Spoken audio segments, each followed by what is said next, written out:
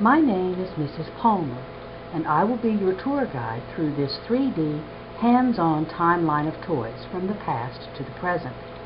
As we go along, see if you can figure out a way that technology has changed the way we play. Please follow me as we make our way through this timeline of toys. We begin our tour with the oldest known toy ever found, an ancient Egyptian doll that dates back to about 4000 BC, found on an island off the coast of Italy. I don't have a picture of that doll, but this picture shows an ancient doll that dates back to 3000 BC. Next we have games like backgammon, chess, and mancala that were originally played mainly by adults, but they are still played today. Finally, the yo-yo, which was used as a weapon before becoming a toy.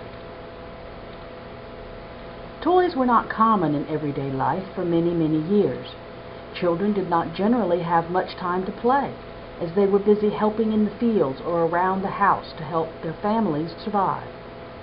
Then, in the early 1600s, the common people began to make toys of their own, as shown here by the cornhusk dolls, Jacob's ladder, and Limberjack.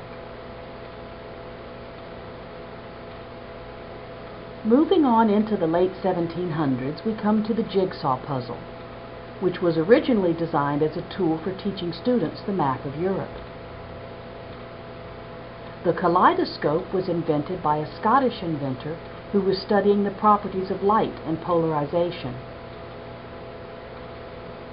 Crayola crayons, invented in 1903, were the first crayons ever made. Here we see a toy still common today, a toy wagon. While wagons did exist many years prior to this, and may well have been used as toys as well as an everyday tool around the farm or the garden, the modern-day Little Red Wagon was not invented until 1917 and was made entirely of wood. Next we see the Slinky, invented during World War II. And finally, Mr. Potato Head. This was the first toy ever advertised on TV, and it was originally made using a real potato, as you see here. It is at this point in time that there comes a toy explosion. This could be due in part to the invention of television and its introduction into the American home. First, you see the Frisbee, originally a pie pan that college students discovered was fun to fling around. Next, Play-Doh, which was developed from construction materials as an alternative for modeling clay, which tended to stain and be hard for little kids to work with. Finally, the Barbie doll, which the Mattel Toy Company originally turned down. Moving into the late 1950s and early 1960s, we have the Etch-a-Sketch, G.I. Joe, and the See-N-Say. The Etch-a-Sketch was originally called the Magic Screen. G.I. Joe was the first doll, or action figure, invented for boys. The See-N-Say was the first talking toy to allow the child to choose what the toy would say. The original version did not use batteries and had a small record inside that played when the string was pulled. Here you see two popular toys from the mid-1960s and mid-1970s, radio-controlled cars and Rubik's Cube. Remote-controlled cars originally worked by having a tether or cord attached to the car to control it. Later models, such as this one, use radio waves to carry signals to the car. The Rubik's Cube still baffles many people, but there is a solution for getting all the sides to be a solid color. I just don't know how to do that. Between 1974 and 1980, video games began to take over the toy market. From the basic Pong in black and white to Pac-Man, complete with color and sound, video games quickly became a favorite pastime. Here we have a couple of stations with modern-day recreations of some of those old games. One of the favorites among the early video game systems was the Atari 2600.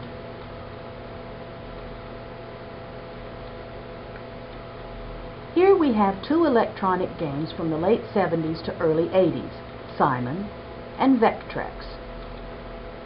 Simon is based on the game Simon Says, where you try to repeat the pattern that is played by the toy. Vectrex was an arcade-type game that used plastic overlays to provide some basic color. 1984 to 1993 saw the invention of many different toys. Here are just three examples: Transformers, 20Q, and Beanie Babies.